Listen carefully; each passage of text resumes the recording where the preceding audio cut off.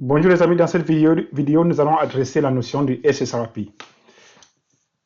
Vous l'avez déjà, si vous n'avez pas encore suivi la dernière vidéo dans laquelle la théorie était expliquée, allez la suivre, c'est sur la chaîne. Donc, l'objectif ici, c'est de permettre au PC1 de toujours joindre le PC0 qui se trouve sur Internet, même si un de ces distributions switch tombera en panne. Notre gateway se trouve sur le distribution switch. Afin de ne pas toujours aller sur le PC1 et ajuster notre gateway, nous allons avoir sur notre PC1 un gateway virtuel configuré, lequel serait disponible entre les deux switches ici. OK? La configuration, très simple. J'ai préparé la config afin de ne pas tirer cette vidéo, afin que la vidéo ne soit pas très longue. Voilà la configuration. Le deuxième switch, le switch à droite, a déjà été configuré. Donc, nous allons juste nous concentrer sur le switch à gauche, le DST1. Cette configuration, je vais vous la rendre disponible sous la description de la vidéo. OK? Et si vous voulez toute la topologie avec la configuration complète, envoyez-moi juste un email et faites de référence sur le SSRP, la topologie du SSRP. Je vais vous l'envoyer, le HSRP. OK? Donc, voilà, nous allons juste nous limiter au VLAN 20 et attribuer sur le VLAN 20 juste cette configuration, cette partie de configuration qui commence avec le standby. Donc, standby, ça vous rappelle, ça vous devrait vous indiquer que nous voulons configurer le SSRP. Donc, ça commence toujours avec le standby, la version, nous donnons quelle version nous voulons utiliser ici, le groupe 20, c'est le numéro est aléatoire, vous pouvez choisir n'importe quel groupe que vous voulez, et voilà notre IP adresse, notre adresse IP virtuelle, la priorité, nous lui avions donné au DST1 la priorité maximale, ok? La priorité par défaut est laquelle? C'est le 100, ok? Vous voyez ici par exemple que sur le DST2, nous n'avons pas attribué ni de priorité ni de préempt. La priorité sera 100. Le préempt est sur le DST1, permettant que si le DST1 était défaillant et que nous resterons le DST1, qu'il reprenne automatiquement la main.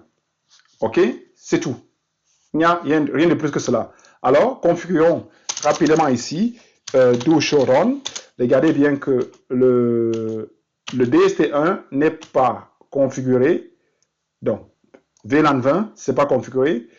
Tout ce que nous allons faire, nous pouvons directement copier la configuration telle que c'est indiqué là et l'appliquer là.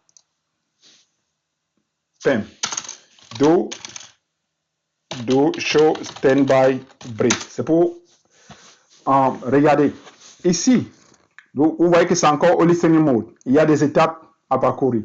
Donc, pour le VLAN 20, groupe 20 et l'adresse IP virtuelle. Hein? Quelle adresse IP que notre standby a? Si c'est lui, comme nous avons configuré avec la priorité maximale, ça veut dire qu'il sera actif. Le standby aura quelle priorité? Normalement, ça devrait aussi s'afficher là. Do show run. Il est actif. La priorité, OK. Show standby brief.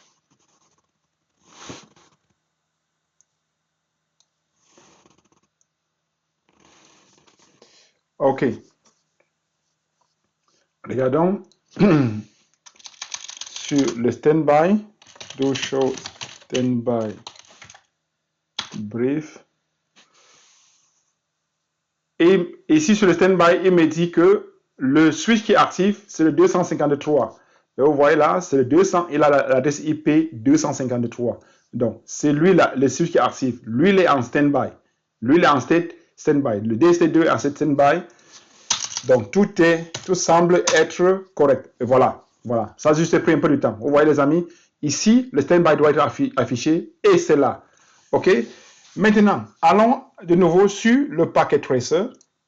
Le packet tracer, allez. Le DST1, c'est celui-ci sur lequel mon curseur se trouve. Et le DST2, c'est celui-là. Est-ce que si nous désactivons en ce moment, le PC1 est en train de passer par le DST1 pour joindre le PC0. Mais qu'est-ce qui se passerait si nous désactivons toutes les interfaces du DST1?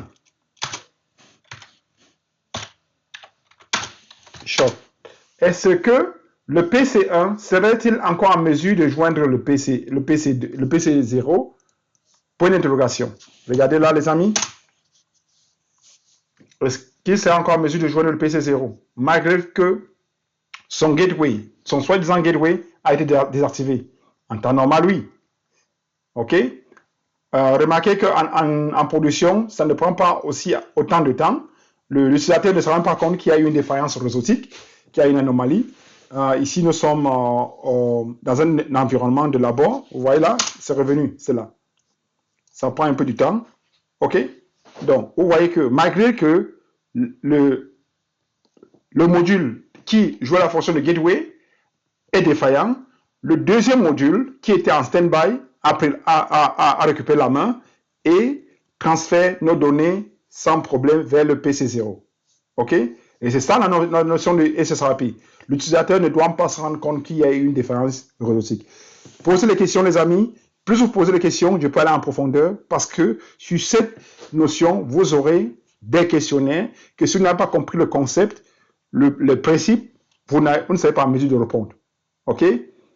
Par exemple, quelle est la MAC adresse du SRAP et comment cela fonctionne? Tout cela. Posez les questions et j'irai en profondeur si vous voulez. Et à la prochaine. Sign Networks. Bye bye.